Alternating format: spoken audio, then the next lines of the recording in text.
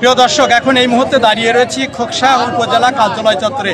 তো দর্শক, আমার পিছনে দেখতে পাচ্ছেন খোকসার যে সকল প্রান্তিক কৃষক ভাইরা রয়েছেন তারা ন্যায্য মূল্যে সারের দাবিতে আজকে বিশাল এক মিছিল নিয়ে আমরা দেখেছি যে খোকসা উপজেলা কার্যালয় চত্বরে ঘেরাও করেছে।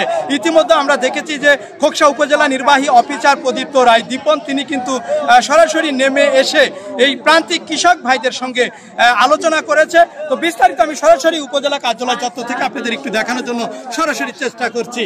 নির্দেশনা দেওয়া আছে, ডিলার আমাকে বলছে না আমরা আপনাদের সরকারি রেট অনুযায়ী বিক্রি করছি, কিন্তু আপনি আমার কাছে যদি অভিযোগ না দেন বা কৃষি অফিসের কাছে সরকারি অভিযোগ না দেন তাহলে আমার কিন্তু বোঝার কোনো সুযোগ নেই। সরকারি রেট সার যেটা আপনি বলেন ওইটা বলতে গেলে বলবেন সার নাই, কিন্তু আপনি যখন 100 টাকা আমি সেটা বলিনি রে ভাই, আমি বলছি সেই অভিযোগের কথাটা আমাকে তো জানাবেন, সেই জানানোর বিষয়টা তাদের কাছে গেলে 1000 টাকায় বস্তায় বেশি তারা সার দিতে পারে। আপনি কি আমার কথাটা শুনেন? আমার বক্তব্যটা কি? তারা আপনাদের সামনে আমাকে যদি আপনি জানান যে এই